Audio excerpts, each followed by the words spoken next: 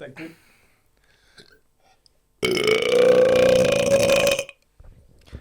And I'm Declan.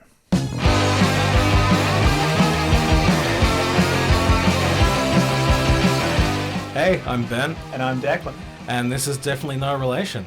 Today, we're going to be doing a track-by-track review of the new Placebo album, Never Let Me Go. Fancy! It is.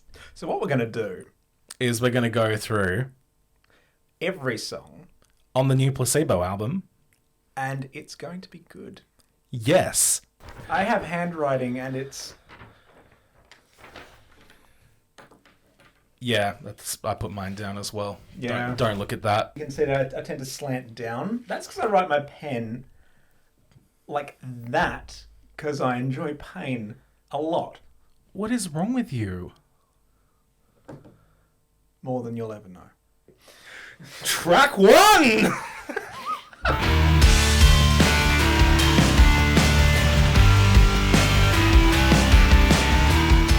Forever Chemicals is the name of the first song, and I really enjoyed the opening of it. The reason I think I enjoyed it so much is because the intro reminds me of Post Blue on the Meds album. That's fair. Yeah, they're like just the really discordant piano it is really interesting to me. The really heavy distortion on it, really interesting to me. I think it's a very bold thing to do on the first second of an album. It is a hell of a way to open. Like I'm not gonna lie, the beating on metal just reminded me of seeing Einstürzende Neubauten live. Mm. That's how it started, just bashing on metal, which was great. Yep. And I think, whatever, I put, oh shit, it's the 90s again, gone industrial, ? Which, I mean, yeah, it just kind of, it felt like a kickback to that. Like, all jokes aside, did feel like they're just throwing themselves way back in the 90s. But at the same time, it was a bold, sort of fresh way to open a Placebo album. Yeah. Yeah, I think it was a very good opener. There were a lot of lyrics on there that I thought were really interesting. One that I just related to way too hard, which is where he just says, "Can't get out of bed." Shit. That is fair. I put cynical Molko's cynical shame about the moustache. It's not good. It's not good. I kind of like it. At least it's not like Nick Cave bad. That's pretty bad. Can it get worse than Nick Cave bad? Yeah, but it's not going to be... Could it get Daniel Graves from Aesthetic Perfection bad? Have you seen that yet? I have not, and I'm terrified. It's not good, is it? That needs content warning. And I like this idea, like, he's talking about memory, and I really like this idea that he's, having these quieter lines to echo his main lines, and it feels like it's playing on memory. I would agree with that, yeah. Yeah, it's like the vocal production has memory loss, and that's really interesting from a production standpoint. As the song says, it's all good. It's so good. It's all good. It's actually, I hadn't picked up on that. Now you mention it. That is actually very clever. Damn. Yeah. Still got it.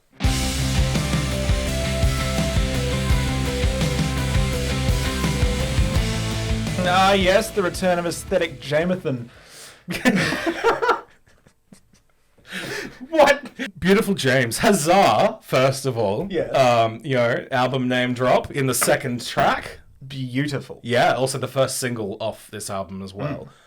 I don't know if they just went for this as the first single because it had the album name in it, but when it released, I really wish it wasn't the first single. But it feels really good now in context with the rest of Never Let Me Go. It's kind of the best cross-section of this project. You know I like this song. I really do. Yes. It sort of takes the best bits of Sleeping with Ghosts and Black Market music, slaps them together in a really good way, and the synth up at the start is still my favourite part. Yeah. It's just perfect. It just works. Arpeggios in general. I am a for arpeggios. I'm just straight up. I'm a for synths. Let's be honest.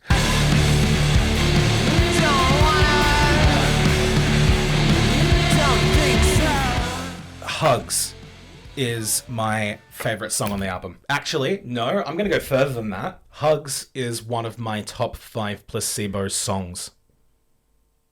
Not the same for me, but I can understand why. Like, I do like it. I think it's X. I think it's indisputably instant classic. Yeah. It's one of the strongest in their repertoire. Honestly, there's not that much I can say about it. It was just good. Yeah. Just good. It felt like a return to black market music for me. I agree. With a touch of Without You I'm Nothing sort of thrown in there as well. Just the sort of the almost brat-ish kind of attitude towards life. And like some of those bigger moments, like I don't know if you'd call it a bridge, but the part like after the chorus where it like devolves into that, like, you know, really deep tuning and the like soaring octaves above it and stuff like that, where it's just yelling no, don't wanna, don't think so repeatedly. Like that, to me, that is the moment in the song that makes me love it so much. I did get a message earlier today. I was talking to my good friend Kitty about this album because her and her partner Nathan are very big Placebo fans. Oh, good. It takes me back to what originally drew me to Placebo in the beginning. That's their ability to stare directly into a mirror and see our vulnerabilities and flaws and make them okay. Yeah, that's really well put. Yeah. She said that and I'm like, yes. Like that's it. I actually feel that about another track, but we'll get into that later. Okay. Yeah. Well, first let's get into Happy Birthday in the Sky.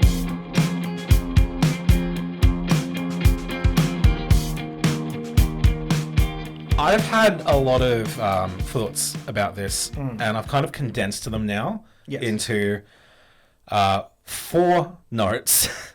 It sounds like it's about David Bowie. It's incredibly catchy. The word darling is so underused in music, and this song was so melancholy, even possibly beyond Placebo.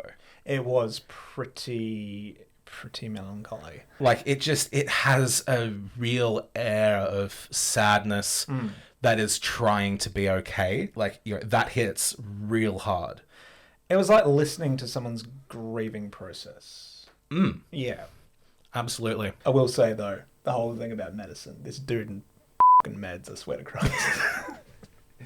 First he's forgetting them and Baby, did you forget to take your meds? in the sky.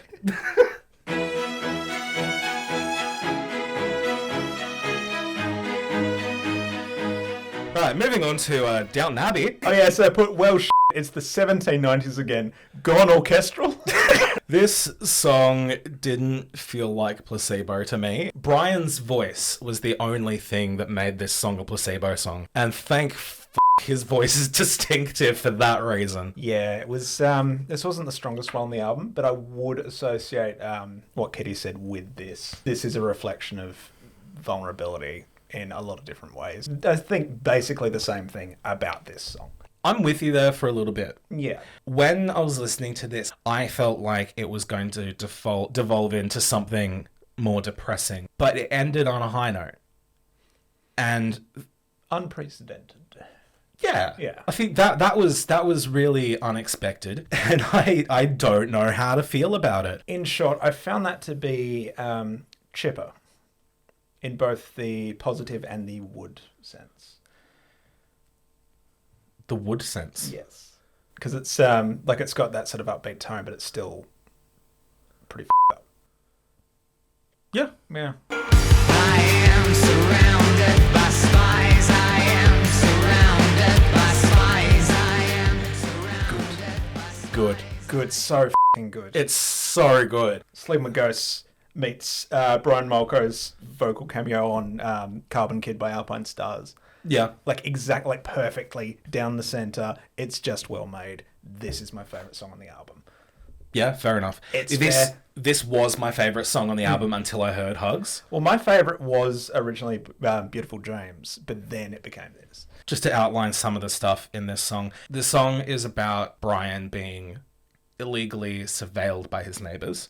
And I think that really comes across in how paranoid the song feels. Like this is the musical equivalent of somebody watching you. And then like at the end of it, like where it just really picks up and like starts like, you know, goes into this massive crescendo of noise and mess, and it then, you know, it just brings down into this really solemn piano. That is, one, very f***ing beautiful. Yeah. And two, as somebody who has had issues with paranoia in the past, relates very well to what paranoia is like.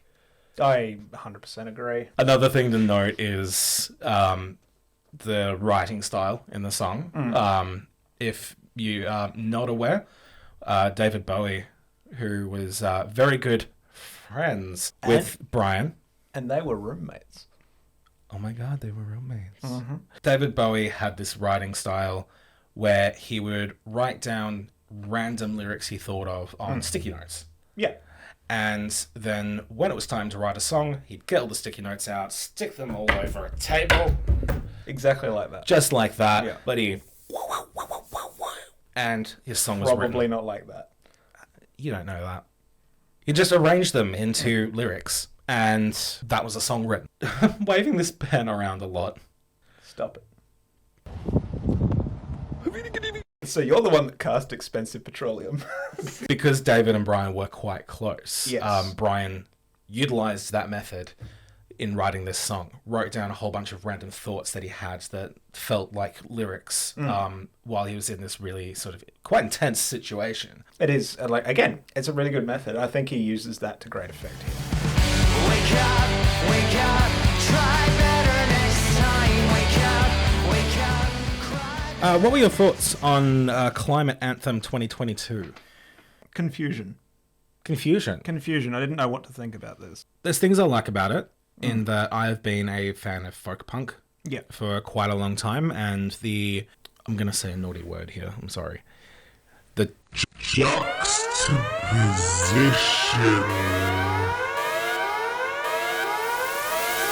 of the happy instrumental against the really sad, quite depressing lyrics. Something that happens quite often in folk punk. Yeah. Something that happened in this song, and is something that Placebo has done in the past really well. Following along those same lines, it wasn't quite Placebo, it wasn't quite folk punk. It's not bad, it's still perfectly good. It's just did nothing for me. I honestly, I quite liked this song. Lyrically well written. So this song was the third single. I see why it was a single, because it is quite good. It appeals to a larger audience than maybe the rest of the album would. That said, I think it's also a very important song. Mainly because of just the last little bit of the song, the last lyric, somebody take a picture before it's too late. And then just ignorant applause that is just cut off very harshly, and then nothingness. That is just really good production and sound design and thought process, honestly, especially in the context of the song, which for me, I might be wrong here, but for me, it looks at how we're treating the earth and, the fact that we're essentially just killing it while we live here. I think in that respect, I've been kind of spoiled by Seeming, because they did that theme so well. Yeah. And it's just kind of ruined that theme for me in a lot of music, which is a shame because it's a very valid and important and very pertinent theme. Absolutely. But it just didn't hit the spot. It's perfectly good, it just didn't hit it.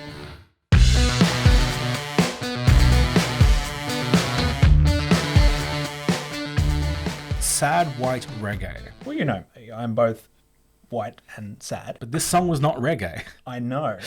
What it was hilarious. It was just a really solid take on New Age. Phonics. Yes, Yeah. it was just a very, very good take. I like that the lyrics flowed without repeating for so long.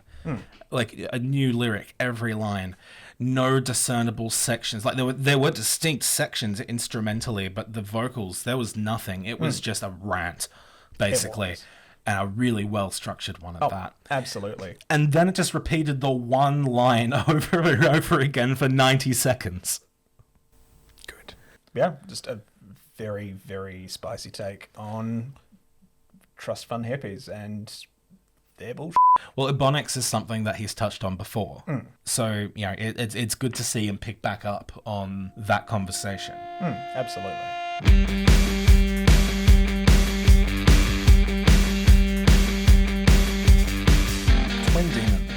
Well, it's Depressed Block Party. This is what happens when you stop hunting for witches.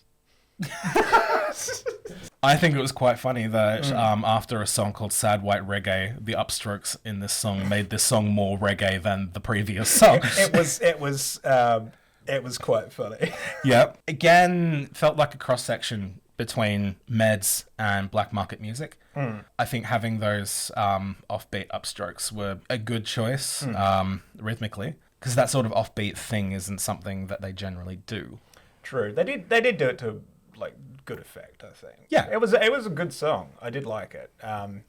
But was distracted by thinking of it in terms of Depressed Block Party. I was just sort of annoyed by the fact that I couldn't stop thinking about it being a sad white ska. Ska, did you say sad white reggae?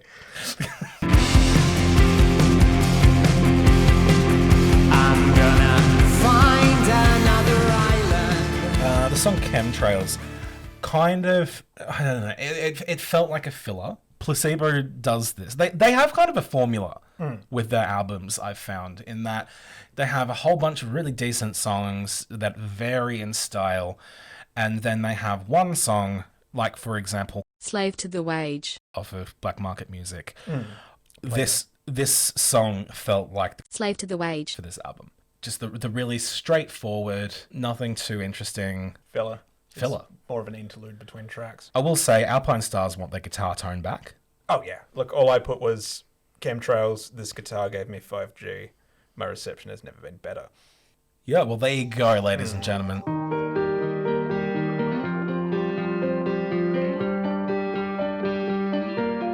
Another part of the formula of Placebo is the secret track. This album doesn't have one, but if it did, I feel like it'd be this song. Well, it's Depressed Coldplay. Very emotional, very down-tempo. One of two quite down-tempo songs on the album. I really like the piano in it. It's quite a beautiful piano line, and I think that's what maybe makes me think of it as a secret song, because there was the secret song on Black Market Music. The piano in that song is really lovely as well. So I think maybe there's like a connection there that I'm hearing. I agree.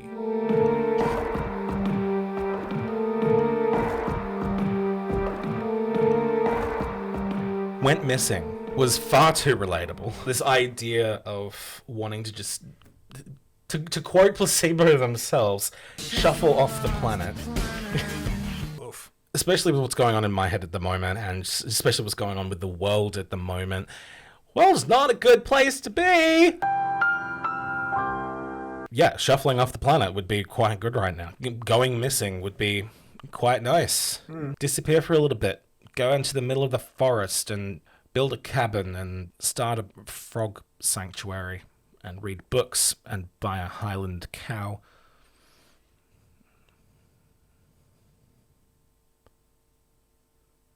Yes. Really liked the instrumental production on it. I think it had interesting texture. Nice vocal line, can't really complain. Pretty lush for a B-side, honestly. I do think so. It was just really well made. Can't complain. Good. What we can complain about, though, is the last song.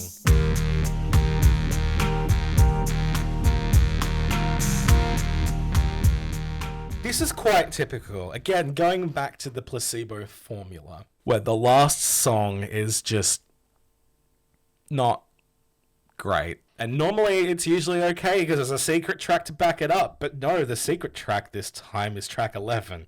The secret track is pain. The secret track is the fact the CD's ended and you're left wondering why the did I just hear Placebo Bossa Nova? Basically like elevator music on the way down to hell, but catchy. I'm imagining, right, that Brian went to a garage sale, found some old Casio keyboard, took it into the studio and was like, guys, this has got presets!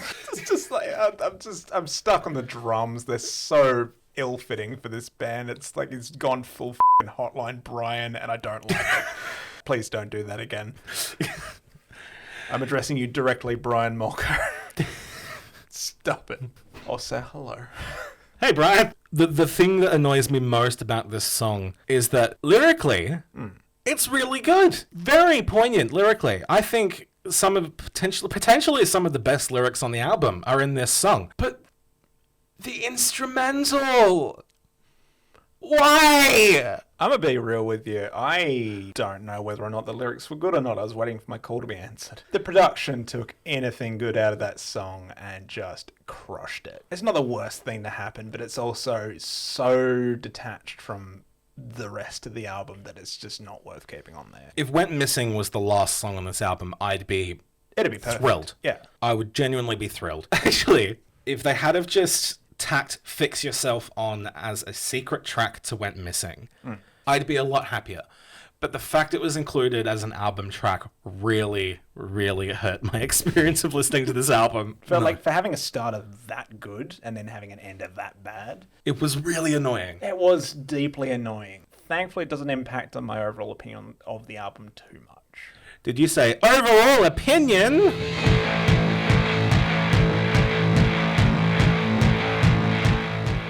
I think this was a very well-rounded and very worthy album of Placebo. I think it was very well done. I think coming off the back of Loud Like Love, their last album, this was a massive step forward in the right direction, where they did kind of fall off a bit after Meds. So, like, I'm talking Battle for the Sun.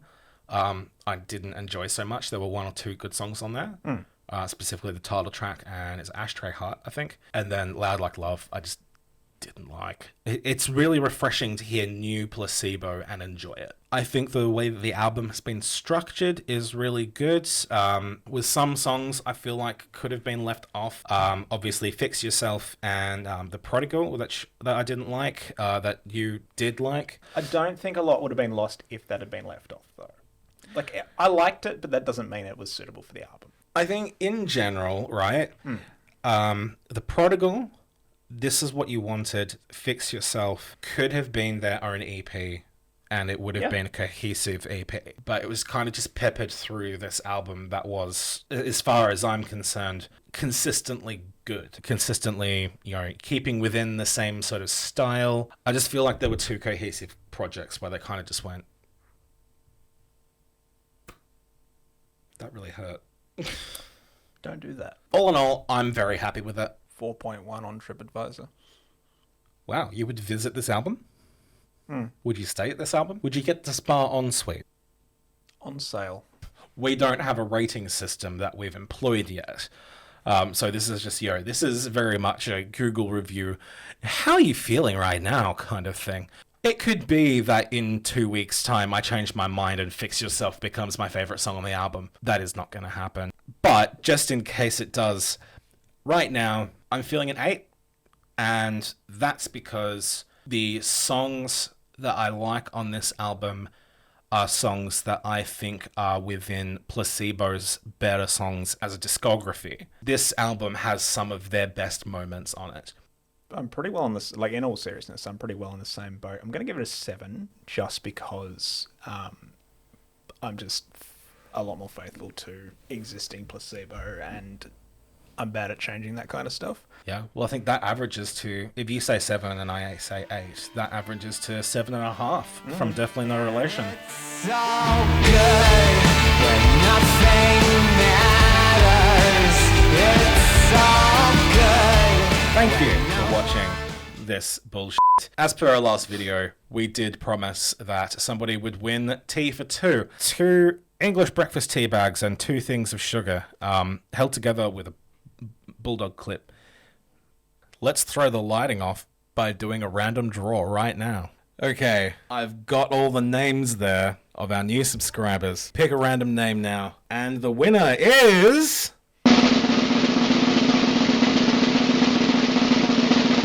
What, do I have to scroll now? Spreckenstein! Yeah.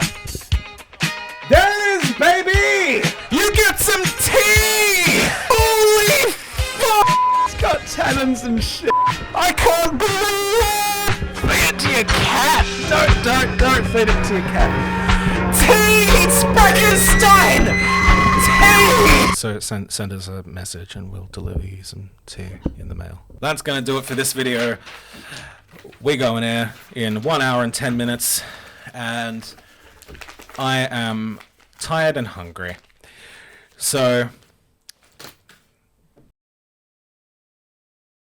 if you enjoyed this and want to see more of this, leave a like, leave a comment, subscribe to us, all of that jazz. Thank you for watching. Have a nice time period.